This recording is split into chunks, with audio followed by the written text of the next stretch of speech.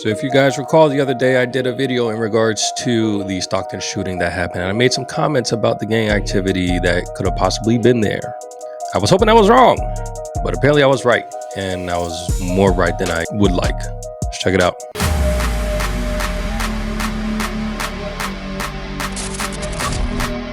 Yo, what's going on, everybody? This channel, we find the true seek understanding and be the light. It's your boy Big Blue. So it's interesting.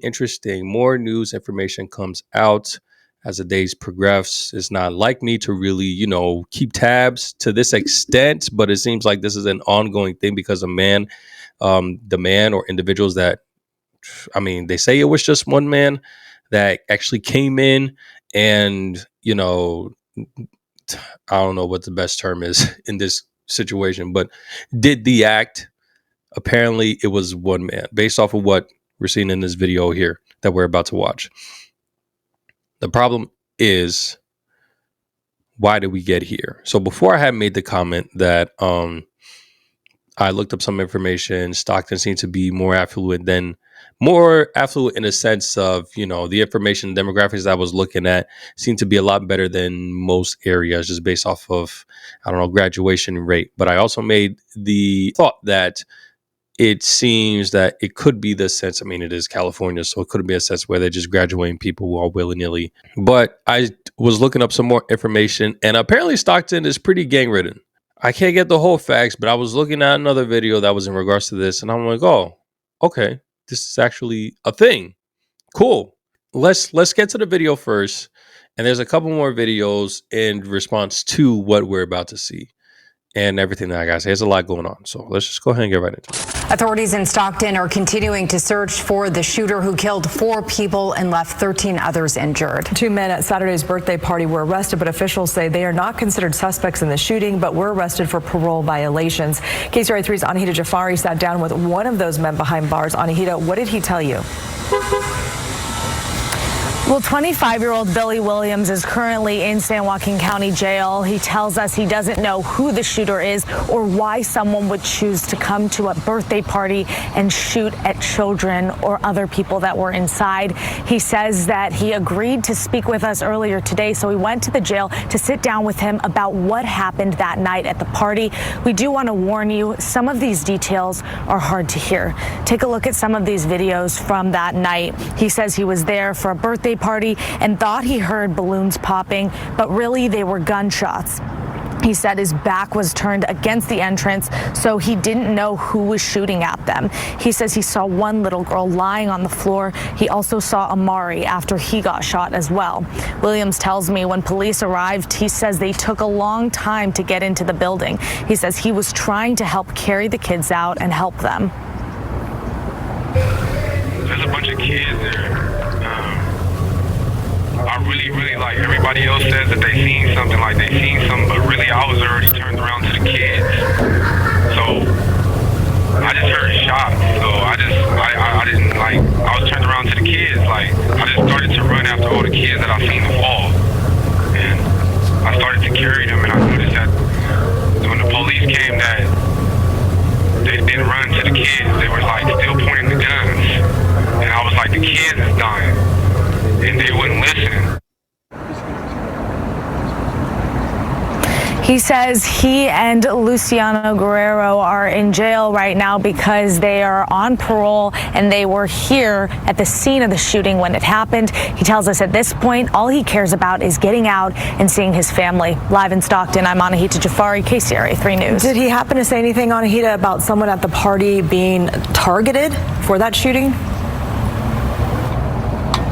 We know that a lot of people have been asking this, and I did ask him that question as well. He says he doesn't understand why, if somebody inside was targeted, why somebody would come and shoot at children and innocent people. He says he doesn't understand why that might have happened, but we'll have more of that full conversation with him later tonight. All right, so interesting things that came up. So this guy is called Doki3Z or something like that. So he's a rapper, and he's part of the gang world. Stockton is apparently more gang ridden than I thought, that I would have liked. I was hoping that I was wrong about that completely. But actually, I was wrong in a sense of I thought there wasn't that much gang activity going on. But I was right in the thought that this was gang related. Now, now it's just interesting everything that he's saying, because it's like you're saying that you don't know. He pretty much just said two main things. You was three main things, I guess. You was helping the kids, trying to get them up, trying to move them and stuff like that. And then when the cops came, they was taking forever to get help for the kids. They was holding their guns up as if, trying to still figure out what was going on, which I'm pretty sure is what was happening. And they was taking forever to get help. And then you mentioned that you don't understand why people will come and shoot up a kids party. I'm not going to worry too much about the first point, because I mean, you see as a situation and you acted. Normally, people that are able to just act in certain situations like this and do what needs to be done, as in help those that are in need of help, it's because they've been through it before. Normally, I would that's normally the case. But in his regards to the comment about the police officer and them coming in with their guns out, I would like to actually see. No, I actually don't want to see that body cam. If anybody's able to find the actual body cam for it, I mean, I'll react to it. I'm not going to search for it myself, but yeah, because that's tough. Seeing kids, nah, bro. I don't know if I'll be able to do that. But just with that being said, we understand the situations when it comes to police officers and when they're in, especially a close proximity spot like that, and with the amount of damage that's been done.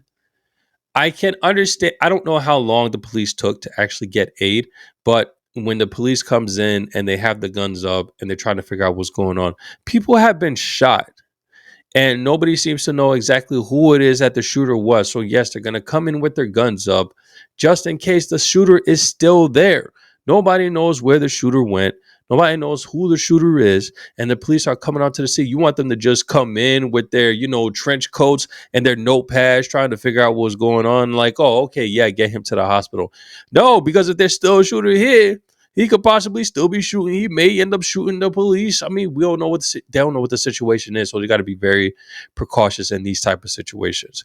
It's not like, the one thing I will say is it's not like the situation in El Paso, Texas.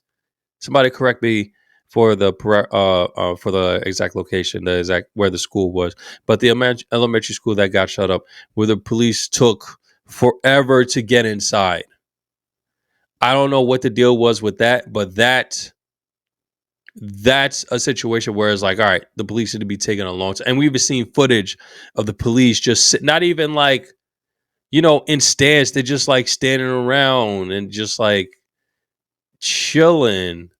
I don't know who is it that gave them the word to stand down until, time to go in, but it was just weird. I may not have the full details about that, but again, after seeing the body cam videos or the videos of the police standing in the hallways and stuff like that, and them not seeing like they're in position to actually go in, waiting to go in, it was weird. It gave off a weird vibe as to what they were doing.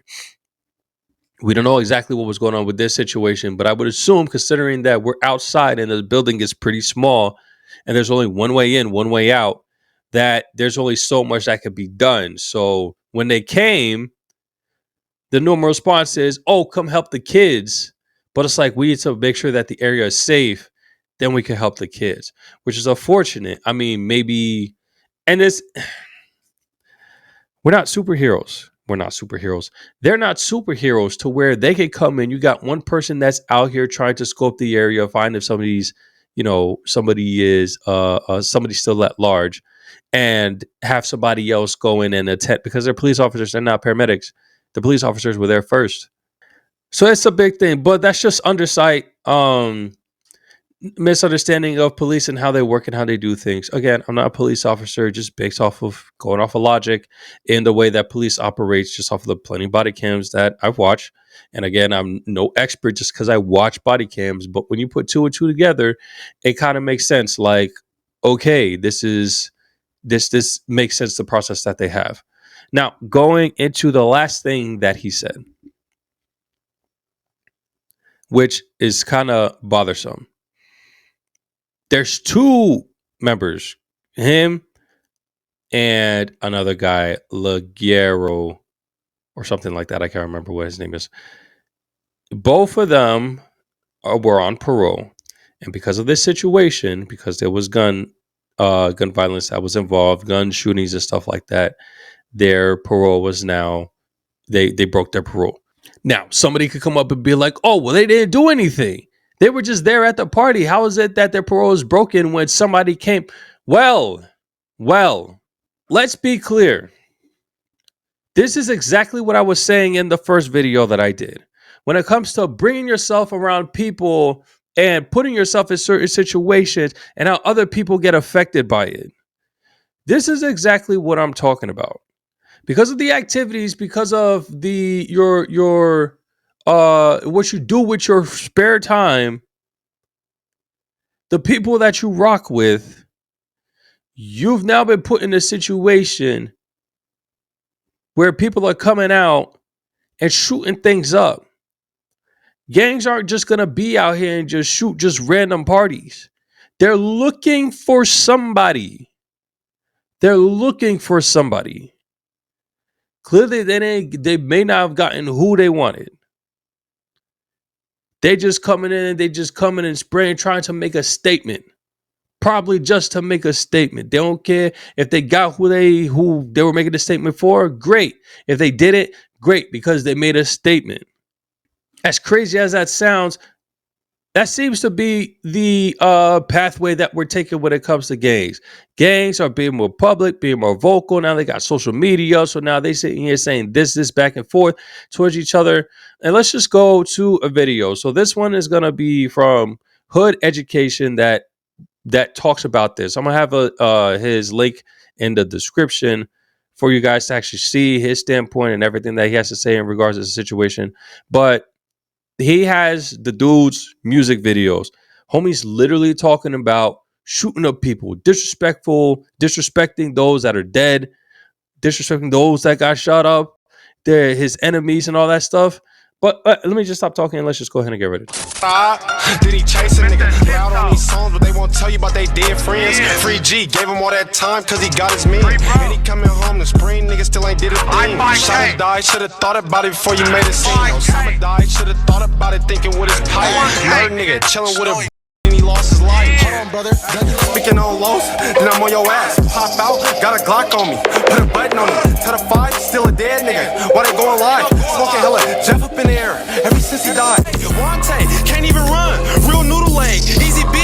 Niggas dropped his 3. Shoot him in the T. Smoking slow. EBK, niggas known for getting on them phone. Southland trap mob, niggas known for getting on. Let him act silly. He gon' end up where his brother at. Damn right. You know what, Lebo? Your brother was slow. Your brother rode the slow bus. The dead one, the one that just died, that nigga was on crystal because he was retarded. Then he got, you know what I mean? I'm so glad them dumb just killed each other. Stupid dumb. Ass up. We on your block, nigga. Shut your ass up, nigga. There's a live that they're on. Talking all that shit, nigga. We on street, nigga. All right, they curse way too much. Y'all already know the culture. Y'all already know how they do. What time they on? So when you're doing all this stuff, all this type of stuff, talking all this type of stuff, all this type of nonsense, speaking ill on other people for clout, for your set, whatever the case may be, if situations like this happen, is it unfair for me to look at you and to be like, you're the reason why they're here? Who else here would have this happen? Now, we don't know anybody else's backstory and stuff like that. This is a kid's party. This is, if I recall, this was his sister's kid's party. Who else would come up and do this if it's not the people that you causing beef with? Who else? Now, a little judgmental. That's fair enough. I could definitely say a little judgmental. It could have easily been somebody else. But if this is going to be gang related, the first person to look at is the person that's in the gang that's there.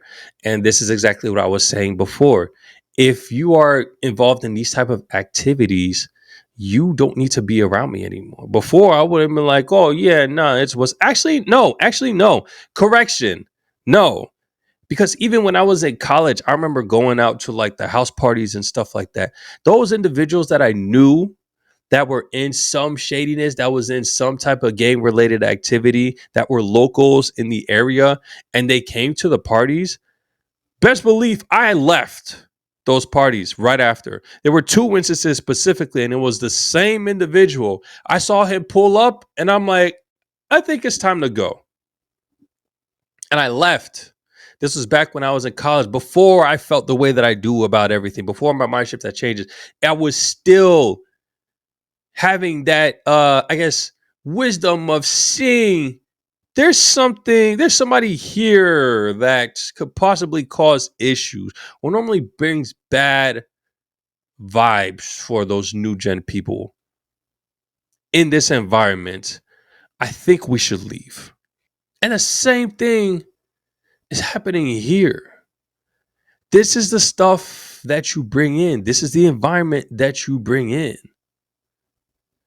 And again, it may not even be him. There was another one apparently that was caught in the same situation. Another guy that was part of the gang, and he got arrested for, breaking his parole as well for the same thing. Who are these people coming for? You can say, why would people come to a 2-year-old and shoot him up? They're looking for somebody. They're not looking for their 2-year-old. And because of the situation that they're in, they clearly are about that life to where they don't care. People are wicked. People are evil. People care just about themselves and not other people enough to take other people's life. And when you partake in these type of activities, speaking all this rap game online, talking mess with other people on social media, what do you expect? What do you expect? Eventually, this type of stuff is going to happen. Now, do you have plenty of rappers that's out there that never really did anything gang related? Of course. Of course. But when you are actually in this stuff and then you're rapping about this stuff and then people come and accuse you, this is part of the street cred, right? It's part of the street cred. But it just so happened that family becomes a casualty, right? But you get your street cred because you're still alive, right? Let me calm down just a bit. So as I continue to think about this, I think about the sister with the daughter who had the party. And I think about situations where when you have relatives, your closest relatives that are taking part in these type of things, and then you have these situations that happen. What do you do as the relative if your life is different? So, of course, you guys know I gotta bring up the word. I think I'm gonna start doing this right now if I have single verses. 2 Corinthians 6:14-17. The temple of the living God. The temple being us. We are now individually temples of God, and we must treat our bodies as such, and we must treat other temples as such.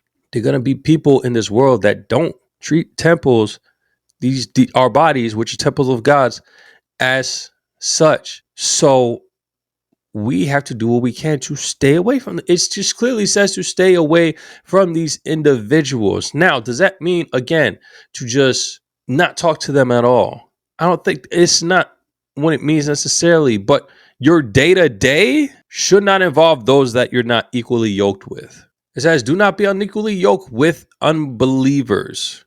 We hear this stuff all the time. Now, when we say unequally yoked, that's referring to the harness that farmers put around their donkeys, their bulls, whatever you call animal that's going out and doing the grazing, more than likely a bull, that keeps them together so that they go in the same direction. It's called a yoke that goes around the neck. When we say to be equally yoked, that means that we're yoked with the next person. And then from there, when we move, we're moving in the same direction. If you're unequally yoked, that means I'm going this way, you're going that way. We're not yoked, or we're moving at a different pace. You're slowing down and I'm trying to speed up, we're not equally yoked. And when it comes to unbelievers, it's clear, unequally yoked. How is it that somebody that's an unbeliever can try to grow with you spiritually if they don't believe? So it's a whole different conversation. For what partnership has righteousness, believer, with lawlessness, the unbeliever? Or what fellowship has light with darkness? Two opposites. Righteous, lawless, opposites. Light, dark, lawless. What accord has Christ with Belial? Belial is another god that people used to worship. Opposites. Or what portion does a believer share with an unbeliever? What agreement has the temple of God with idols? For we are the temple of the living God. As God said, I will make my dwelling among them and walk among them, and I will be their God, and they shall be my people. Therefore, go out from their midst, the unbelievers, and be separate from them, says the Lord, and touch no unclean thing. Then I will welcome you. We must treat everybody fairly. We must treat everybody equally, and we have to be in understanding and be gracious to those that aren't of the faith. But there has to be a level of wisdom that comes within us to understand, hey, this person actually may cause issues. They're coming here for themselves, essentially. You say that you're coming here to see your niece, to see your family, in case of the other guy, to be a part of the festivities, but you have people that's on your head. Why put other people in danger? But of course, people in the gang life, they're not going to think that, because if that was the case, they would be completely separated from their families. They would be completely separated from their parents. They'll be separated from their kids. But for some odd reason, they think that they'll be able to protect them, when in actuality, anything can happen in a second, like we see here. Anything can happen. So what do we say in regards to those that have to deal with these type of people that are in the game related activity? Move. Like it says, go out of their midst. Move. It is what it is. It's the same thing like I said in the video. I was in a situation, there was somebody that had a gun, and it's like, yo, what do you need that for? And like, oh, just in case I need to feel safe. If that's the case, you don't need to be around me anymore. That's it. I don't know what you got going on in your life, but if you feel like you need a gun for you to be safe just in case, that to me sounds like there's somebody that could possibly be on you, which means that person could possibly pull up here. Can I be over exaggerating? Look at what just happened. Look at what just happened. This isn't a matter of trying to isolate other people. We're trying to maintain your safety and for others. This is a clear indication that things will happen if you don't have wisdom. There are things you can avert when you do have wisdom. And for those that are in these type of environments, my suggestion is to move. God will provide a way. Life may be tough. It's going to be tough, especially now in this economy. It's going to be tough. Do your research. Find somewhere that probably isn't too expensive. I hear North Carolina is pretty decent. There's some remote areas in Georgia in which you can go. Move. Get out of there. Because again, I would hate to be in a situation where my child is now gone because somebody came for somebody else. If that's the case, I don't need to be in this environment. I don't need to put my family in this type of situation. That is foolish. But again, easier said than done. Understandable. It's crazy, y'all. It's crazy.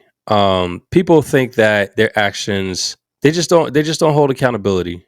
They don't hold accountability.